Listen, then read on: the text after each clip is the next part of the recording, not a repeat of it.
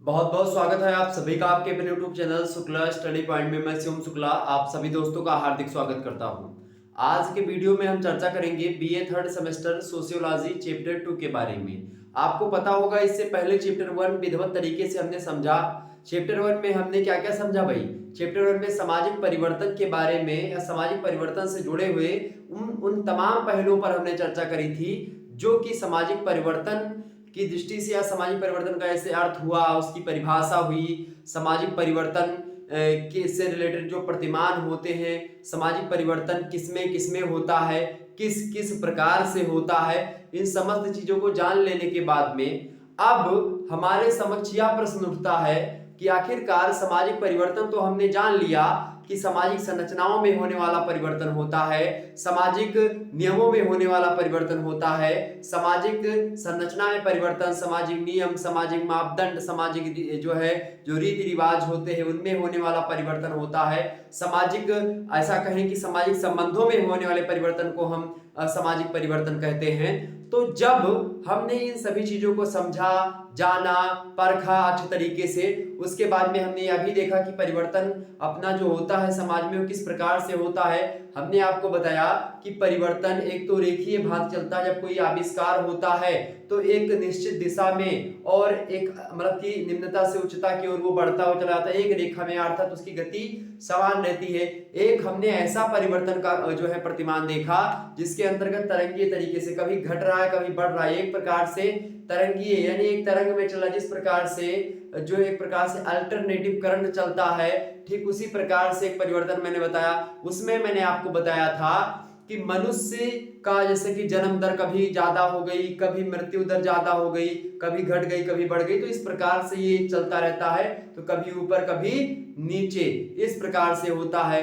तो ये सब चीजें हमने समझी। और इसके अलावा हमने तृतीय प्रतिमान के अंतर्गत आपको यह बताया था कि तृतीय प्रतिमान में एक चक्र की भांति परिवर्तन होता है, एक चक्रीय परिवर्तन, अर्थात एक साइकिल के रूप में परिवर्तन होता है।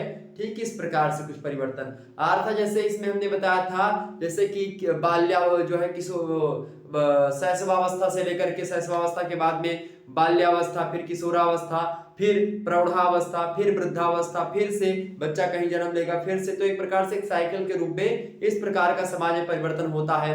और एक परिवर्तन हमने यह भी आपको बताया था, इसी से रिलेटेड उदाहरण एक बताया था। क्या बताया था कि जब भी जैसे कि मौसम में जो परिवर्तन होता है, जैसे कि ठंडी आई, फिर गर्मी आई, फिर बरसात आई, फिर बरसात के बाद में ठंडी गर्मी बरसात, ठंडी गर्मी बरसात, तो एक साइकिल चलता रहता है। मौसम का परिवर्तन होना, ऋतुओं का परिवर्तन होना, और फिर से पुनः जहां से प्रारंभ हुआ था फिर वहीं से आकर के पुनः प्रारंभ होता, वहीं पर अंत, फिर प्रारंभ अंत प्रारंभ, इस प्रकार से क्या होता है, एक साइकिल के रूप में परिवर्तन जब होता है तो उसको चक्रीय परिवर्तन या तृतीय परिवर्तन कहते हैं। ठीक है, तो अब आप लोगों ने परिवर्तन के विभिन्न पहलुओं पर चर्चा करी, परिवर्तन के बारे में विस्तार से जाना, विभिन्न विद्वानों ने क्या क्या चीजें बताई थी जो है परिवर्तन के बारे में, उस पर हमने चर्चा करी।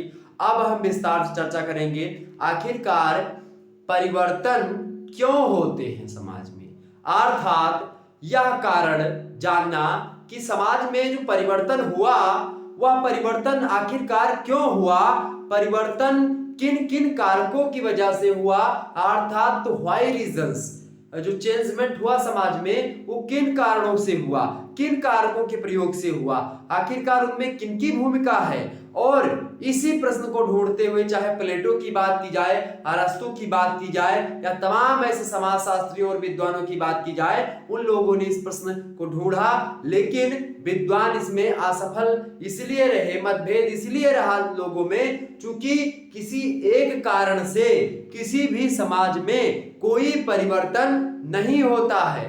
क्या बताया मैंने कहा कि किसी भी समाज में किसी एक कारण को लेकर के या किसी एक व्यक्ति, किसी एक चीज, किसी एक वस्तु या किसी एक आपदा के द्वारा कोई परिवर्तन नहीं होता है। अर्थात जब किसी एक चीज के कारण से समाज में या किसी एक कारक से समाज में परिवर्तन नहीं होता है तो आखिरकार फिर किसके कारण से परिवर्तन हो रहे हैं और क्यों हो रहे हैं, इसका क्या कारण है, व्हाई रीजंस। ये प्रश्न उठता है। विद्वानों ने बहुत ज्यादा इस पर प्रयास किया, खंडन मंडन की प्रक्रिया चलती रही। कुछ विद्वान किसी कारक को बताते, कोई विद्वान किसी कारक को पिट्रिम, सोरोकिन वगैरह आए, और भी तमाम सारे विद्वान आए। इन सभी लोगों ने जननांकिकीय कारक बताया। बहुत सारे विद्वान आए, कुछ लोगों ने आर्थिक कारकों का सुझाव दिया, कुछ लोगों ने सामाजिक कारकों का कारण बताया कि समाज में परिवर्तन हो रहे हैं, कुछ लोगों ने तो आर्थिक कारकों तक की भी बता दिया, कुछ लोगों ने समाज सुधार को भी बताया, कुछ लोगों ने एक प्रकार से जो वो होता है प्रौद्योगिकी कारक, उनसे कि जो विकास हो रहा है टेक्नोलॉजी का, प्रौद्योगिकी का, इसके कारण से समाज में परिवर्तन हो रहा है। अर्थात जब इस प्रकार से अलग अलग विद्वानों ने अलग अलग तरीके के कारकों को बताया, उसी समय हम लोगों को यह पता चल गया कि आखिरकार समाज में होने वाला परिवर्तन किसी एक कारक का मोहताज नहीं हो सकता। अर्थात जब भी समाज में परिवर्तन होगा तो किन कारणों से होगा? कई कारण होंगे। जैसे कि मैं कारणों को कुछ लिखता हूं, चाहे मैं कारण बोलूं या कारक बोलूं, मैं कारक बोलूंगा तो आप उसको कारण समझिएगा। रीजन जो होता है, कारण जो होता है, वो एक क्रिया के स्वरूप डिनोट करता है, जबकि बात की जाए कारक की तो एक नाउन यानी संज्ञा की भांति आता है। तो ये थोड़ा सा डिफरेंस होता है, लेकिन उतना ज्यादा डिफरेंस नहीं है समाजशास्त्रीय छात्र छात्राओं के लिए, तो परेशान आपको नहीं होना है। शुक्ला स्टडी पॉइंट पर आप आए हैं, बिल्कुल अच्छी जगह आए हैं। आपको एकदम से दिल खोल करके पढ़ाने का प्रयास मैं करता हूं और इसी प्रकार से करता रहूंगा। बस आपका प्यार चाहिए, आपका साथ चाहिए। फटाफट से वीडियो को लाइक ठोक दीजिए भाई, जितने भी लोग देख रहे हो लाइक ठोक दीजिएगा। एक एक पहलुओं को आपके दिमाग के अंदर नहीं घुसा दिया तो फिर बता दीजिएगा। सारे पहलुओं तक आपको पहुंचाऊंगा। रटने की आवश्यकता बिल्कुल भी आपको नहीं पड़ेगी। हर एक चैप्टर के बारे में विधिवत जानकारी लेना है, शुक्ला स्टडी पॉइंट पर आ जाइए। अगले टॉपर आप ही बनोगे, ये बात आप ध्यान रखिएगा, अपने जहन में बैठा लीजिएगा। उसके लिए बस आपको चैनल पर हमारे लगातार बना रहना है। अगर हिंदी का पूरा आपको संपूर्ण कोर्स लेना है तो अभी हमारे नंबर 9161, ये मेरा नंबर है 9161 93 60 62, ये व्हाट्सएप नंबर है। हिंदी का पूरा कोर्स यहाँ पर लॉन्च कर दिया गया है थर्ड सेमेस्टर का, ठीक है। थर्ड सेमेस्टर का तो आप कोर्स लेने के लिए मात्र 100 रुपए, केवल 100 रुपए कोर्स के लिए हमने रखा, केवल हिंदी का। बाकी अगर सोशियोलॉजी वगैरह का, पॉलिटिकल साइंस का, इन सभी का बिल्कुल फ्री में यूट्यूब पर देने का प्रयास रहेगा। तो मात्र हिंदी का कोर्स चूंकि बहुत बड़ा सिलेबस था, इसीलिए इसके लिए मात्र 100 रुपए आपके चार्ज लगेंगे, जिसमें आपको पीडीएफ नोट्स भी आपको प्रोवाइड करवाए जाएंगे। पीडीएफ नोट्स भी रहेगा, चैप्टर वाइज आपके जो लगभग 60 क्लासेस आपको मिल जाएंगी, ठीक है। मतलब होती रहेंगी, अभी तक 6 क्लासेस हो चुकी हैं। अभी भी मात्र 100 रुपए में एडमिशन आपका हो रहा है। तो जिनको लेना है इस पर व्हाट्सएप करिएगा, मैं उनके पास एक कोड सेंड करूंगा, उस पर उनको मात्र 100 रुपए सेंड कर देंगे, बाकी कुछ नहीं। और आसानी से फिर आप उसमें पढ़िएगा पीडीएफ नोट्स से। और अगर आप हिंदी का कोर्स ले लेंगे तो उसमें आपको जैसे पॉलिटिकल साइंस का, सोशियोलॉजी का भी पीडीएफ वगैरह कुछ मात्रा में आपको जो भी होगा वो प्रोवाइड करवाने का प्रयास रहेगा। तो आप अगर हिंदी का कोर्स लेना चाहते तो अवश्य ले लीजिएगा।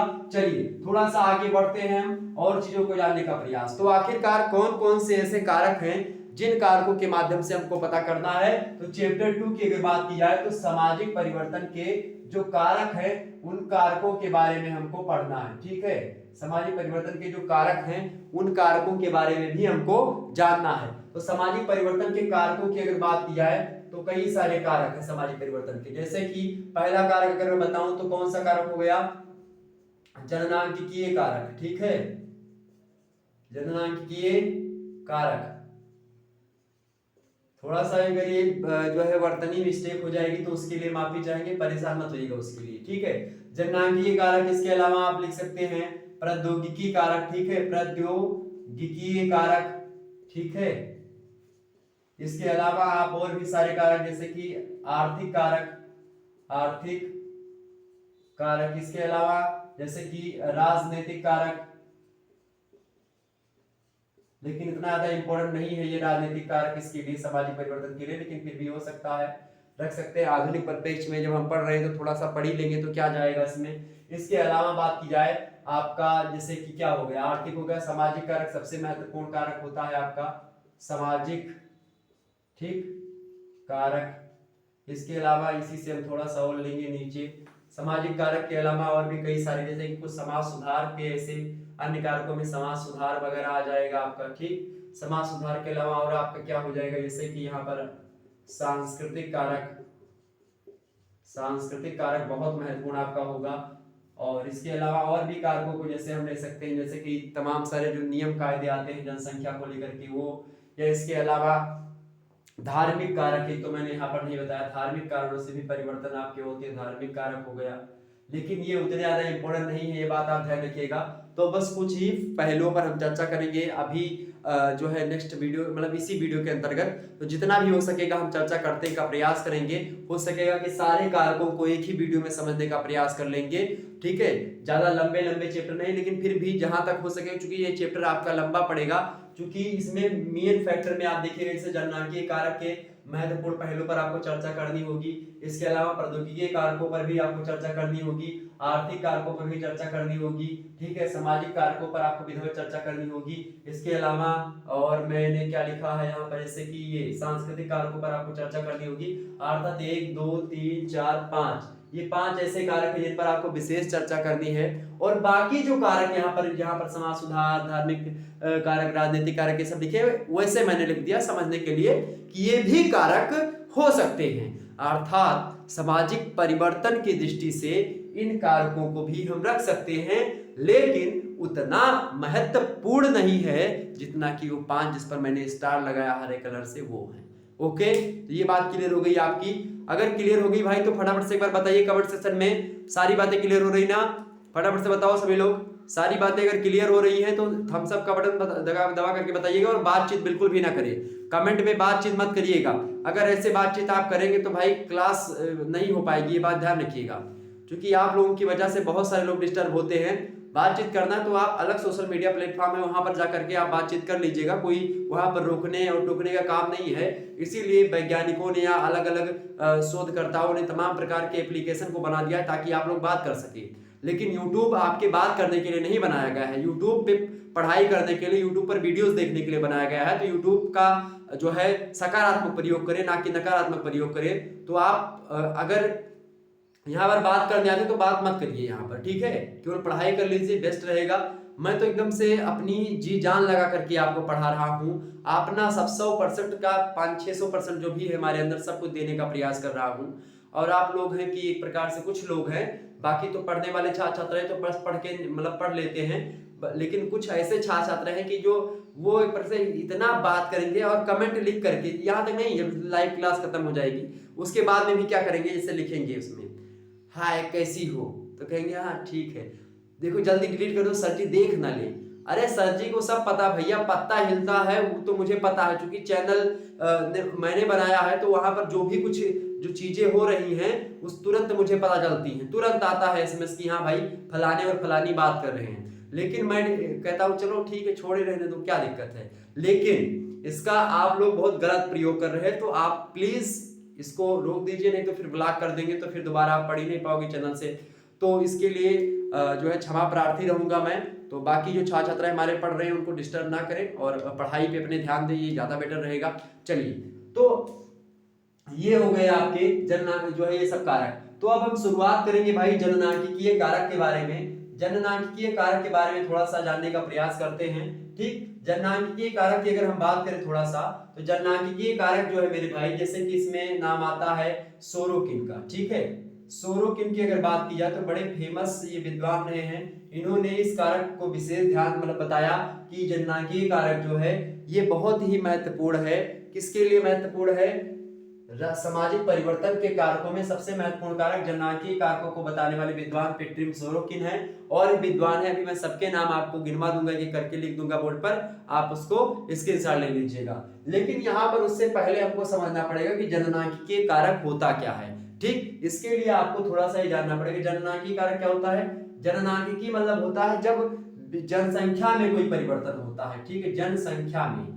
अब जनसंख्या में कैसे परिवर्तन होता है, जैसे कि देखिएगा, कहीं पर घनत्व जनसंख्या का क्या है, कहीं पर घनत्व ज्यादा है, ठीक, डेंसिटी ज्यादा है, कहीं पर क्या है भाई विरल जनसंख्या है, अर्थात घनत्व कम है, विरल जनसंख्या है।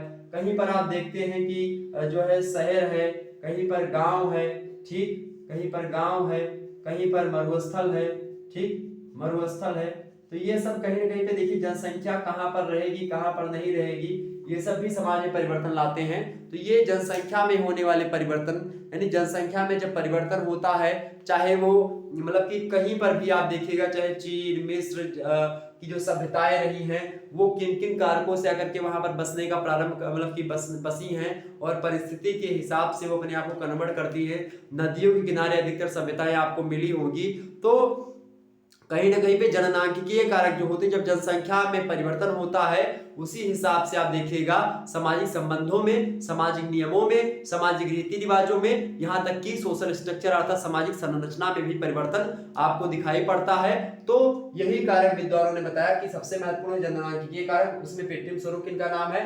हालांकि हर एक कारक अपने आप में महत्वपूर्ण स्थान रखता है, लेकिन कुछ विद्वान इसको मानेंगे तो कुछ इसको मानेंगे, कुछ इसको मानेंगे, कुछ इसको मानेंगे, और कुछ सांस्कृतिक कारकों को मानेंगे। अर्थात कोई भी कारक अगर मान लें कि एक ही कारक के द्वारा कोई परिवर्तन होता है तो नहीं होता है, ये बात आप ध्यान रखिएगा। अकेला चना भाड़ नहीं फोड़ सकता है, चाहे वो राजमा ही क्यों ना हो। तो ये बात आप ध्यान रखिएगा। भाड़ फोड़ने के लिए तमाम सारे चने को एकत्रित होना पड़ेगा, अर्थात एकता दिखानी पड़ेगी, तभी कुछ संभव है। ओके, ये बात ध्यान रखिएगा। अर्थात किसी एक कारण या किसी एक कारक के तहत समाज में परिवर्तन नहीं होता है। तो अब हम व्यापक तरीके से जननांकिकीय कारकों में देखेंगे कि आखिरकार कौन कौन से ऐसे पहलू हैं जिनके कारण से समाज में हमको परिवर्तन देखने को मिलता है। ठीक, तो जननांकिकीय कारक पर चर्चा किया जाए। एक बार बताओ भाई सभी लोग फटाफट से, जननांकिकीय कारकों पर हम चर्चा करें विधिवत तरीके से। चलिए चर्चा कर लेते हैं, बहुत ही गहनता से हम अध्ययन करेंगे। एक बार इसका स्क्रीनशॉट लीजिएगा सभी भाई बंधु, एक बार स्क्रीनशॉट लीजिएगा। उसके बाद में हम चर्चा करते हैं जननांकिकीय कारकों पर, और विधिवत तरीके से हम जानेंगे जननांकिकीय कारकों के बारे में। ओके, तो आप विधिवत तरीके से इसको एकदम से नोट डाउन कर लीजिएगा। जननांकिकीय कारकों में हम जानेंगे विस्तार से कि आखिरकार पेट्रियम सोरोकिन ने कहा, क्या कहा। इसके अलावा माल्थस महोदय ने जो जनसंख्या संबंधी सिद्धांत दिया है उसके बारे में भी, मतलब कि वहां से क्या चीजें उन्होंने बताई माल्थस महोदय ने। चलिए मैं जान ही लेता हूँ माल्थस महोदय ने क्या बताया आपको। माल्थस महोदय ने बताया आपको, देखिए माल्थस महोदय की जो थियरी है, जनसंख्या की थियरी बताया कि जनसंख्या किस प्रकार से परिवर्तित हो रही है या किस प्रकार से जनसंख्या बढ़ रही है। इसको लेकर के इन्होंने बताया माल्थस महोदय ने कि जनसंख्या जो है ना, क्या भाई बताया कि जनसंख्या जो है ये गुणोत्तर श्रेणी में बढ़ रही है। किस श्रेणी में बढ़ रही है? गुणोत्तर श्रेणी में बढ़ रही है। किस श्रेणी में? गुणोत्तर श्रेणी में। गुणोत्तर श्रेणी क्या होती है? जैसे कि बात की जाए 1 2 4 8 16 32 64 इस प्रकार से डॉट डॉट डॉट इनफाइनाइट। यानी कि जनसंख्या जो बढ़ रही है, आज बढ़ी एक जनसंख्या तो काल 2 ही हो गए, तीसरे दिन क्या हो गए? 4 हो गए, चौथे दिन 8 हो गए, पांचवें दिन 16 हो गए। यह प्रकार से जनसंख्या बढ़ रही है लगातार। और जो उत्पादन के साधन है या उपभोग के साधन, ऐसा लिखेंगे उपभोग के साधन, ठीक है, ज्यादा बेटर रहेगा। उपभोग के साधन जो हैं, उपभोग के साधन ये जो बढ़ रहे हैं समानांतर श्रेणी में, समानांतर श्रेणी। समानांतर श्रेणी होती है, इसमें देखिएगा अंतर कैसा? गुणे में अंतर। जैसे कि यहाँ के बीच में 1 का अंतर है, यहाँ पर आपको 2 अंतर मिलेगा, यहाँ पर आपको 4 का अंतर, यहाँ पर आपको 8 का अंतर मिलेगा, यहाँ पर आपको 16 का अंतर मिलेगा। यानी गुणोत्तर 2 दूना 4, 4 दूना 8, 8 दूनी 16, या 2 दूना 4, 4 दूनी 8, 8 दूनी 16, दूना 32, 64। इस प्रकार से गुणे गुणे के रूप में अंतर आपको दिखाई पड़ता। देखिए 2 दूना 4, 4 दूना 8, 8 28 मतलब कि जो है 8 दूनी 16, 16 दूना 32। इस प्रकार से आपको अंतर मिलेगा। यहाँ पर देखिएगा 2 दूना 4, दूनी 8, दूनी 16, यानी कि गुणे में अंतर आपको मिलता चला जाएगा। अब बात की समानांतर श्रेणी की, तो समानांतर श्रेणी में क्या होगा भाई? समानांतर श्रेणी की अगर बात की जाए तो यहाँ पर जो होगा जैसे कि 1 2 3 4 5 6 7 8 डॉट डॉट डॉट इनफाइनाइट, अर्थात अनंत तक। यानी कि जब भी उत्पादन के यानी उपभोग के साधन, यानी मान लेते हैं मोटरसाइकिल की, तो मोटरसाइकिल अगर एक दिन में 1 ठू बना थी तो 1 मनी पैदा था, 2 मनी होगा तो 2 मोटरसाइकिल, 4 मनी हुई है तीसरे दिन तो 3 मोटरसाइकिल। नहीं एक आदमी फदिलाएगा कि नहीं फदिलाएगा? यानी एक आदमी जो है ज्यादा हो गया कि नहीं ज्यादा हो गया? एक आदमी ज्यादा हो गया, 1 मोटरसाइकिल कम हो गई। 8 हो गया चौथे दिन, फिर यहाँ पर चौथे दिन 4 हो गए, यानी कि दुगना बढ़ गया। देखिए तो इस प्रकार से जनसंख्या फिर 16 हो गई 5वें दिन, और 5वें दिन 5 ही साधन बने, यानी 5 मोटरसाइकिल है, तो 16 आदमी हो गए, यानी कि 11 आदमी फदला जाएंगे।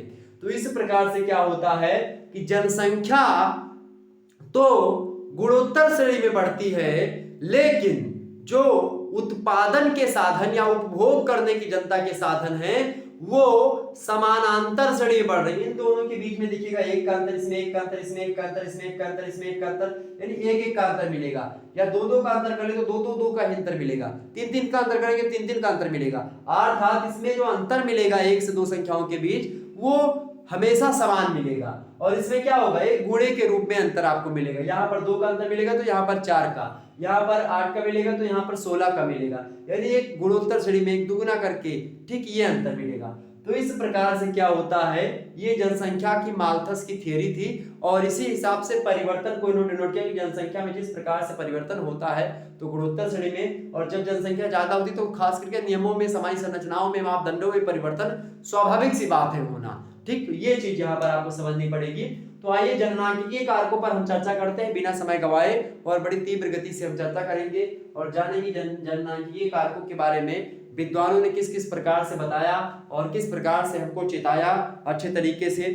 इसमें नाम तमाम प्रकार के विद्वानों का, ऐसे अरस्तु हो गए, प्लेटो हो गए, सिसरो हो गए, बोर्डिन है, जेएस मिल है, मतलब कि ह्यूम है, स्मिथ है, ये सभी लोग जो है जननांकिकीय कारकों को मानते हैं कि क्या हुआ सामाजिक परिवर्तन के कारक हैं। मैं थोड़ा सा लिख दे रहा हूं, आप लोग इसको नोट डाउन कर लीजिएगा, एक बार इसका सभी का स्क्रीनशॉट लीजिएगा, उसके बाद में हम आगे बढ़ते हैं और चीजों को जानने का प्रयास करते हैं।